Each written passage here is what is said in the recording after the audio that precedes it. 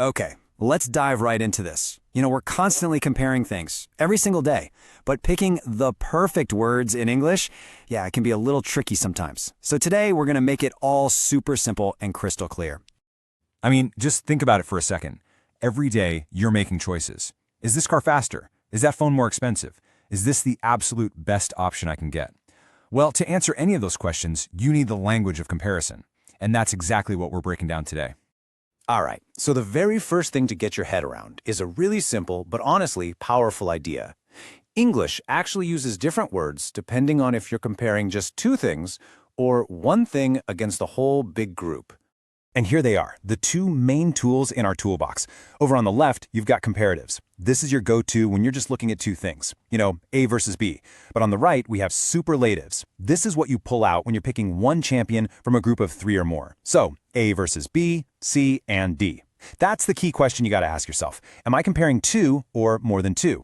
Let's see this in action. It makes it so much clearer. A car is faster than a bike. See, we're just comparing two things, the car and the bike. So we use a comparative.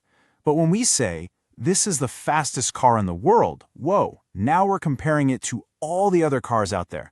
That's a superlative. Makes sense, right? Okay, so now that we've got the main idea down, let's get into the nitty-gritty. Let's open up the rulebook and see how you can build these sentences perfectly every single time. Rule number 1, this is the one you'll use all the time. It's for short, punchy, one-syllable words like tall, cheap, and fast. It's super easy. For comparatives, you just tack on ER at the end. For superlatives, you add EST. So tall becomes taller, and then the tallest. And hey, here's a little pro tip for you. This also works for a lot of two-syllable adjectives that end in Y, like happy. You just switch the Y to an I and add the ending, so you get happier and the happiest. Easy. Now check this out. There's a tiny little word here that's a huge deal. Than. When you're making that direct head-to-head comparison, you almost always need than to connect the two things. This phone is cheaper than that one. It's like the glue that holds the whole comparison together. And for superlatives, there's another little keyword you got to watch for. The. You're pointing out the one, the only, the champion. It's not just tallest student, it's the tallest. That little word signals that she's number one out of the entire group. So what happens with longer words? I mean, nobody says expensiver. It just sounds clunky, right? So for those longer adjectives with two or more syllables, we bring in some helpers. More for the comparatives and the most for superlatives. More expensive, the most interesting. It just keeps the whole sentence flowing way more smoothly. And of course, because it's English, there have to be exceptions. These are the rebels, the irregular adjectives that just don't play by the rules. You'd never say gooder or baddest, right? These are the special cases you kind of just have to memorize. Good, better, the best. Bad, worse, the worst. And far is a fun one.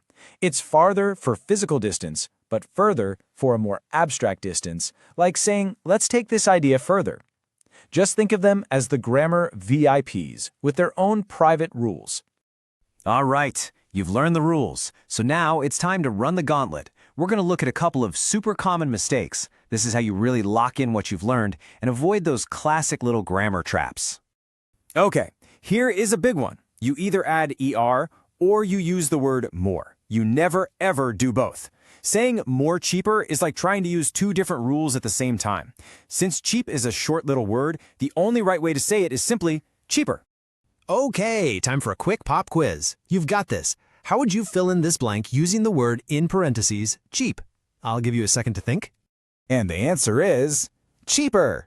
This product is cheaper than that one. Yep, we're comparing two things, and cheap is a short adjective. Fantastic. Let's try another one. This one's a little bit of a curveball. We're comparing her to everyone in the company. What's the right form of good? The correct answer is best. She is the best employee in the company. Yep, good is one of our irregular VIPs. You nailed it. Okay, last one. This project versus all the others in the department. How would you handle the word important? And the answer is most important. This project is the most important in our department. Important is a long adjective, so we need the most. Excellent, excellent work. And just like that, you've basically acquired a new grammar superpower. For real, You can now make all your comparisons with way more precision and confidence. Let's do a super fast review just to make it all stick. So here's the whole thing in a nutshell. For short words, add or est. For long words, use more or the most. When you're comparing two things head-to-head, you're going to need than, and when you're picking the number one out of a group, you always use the.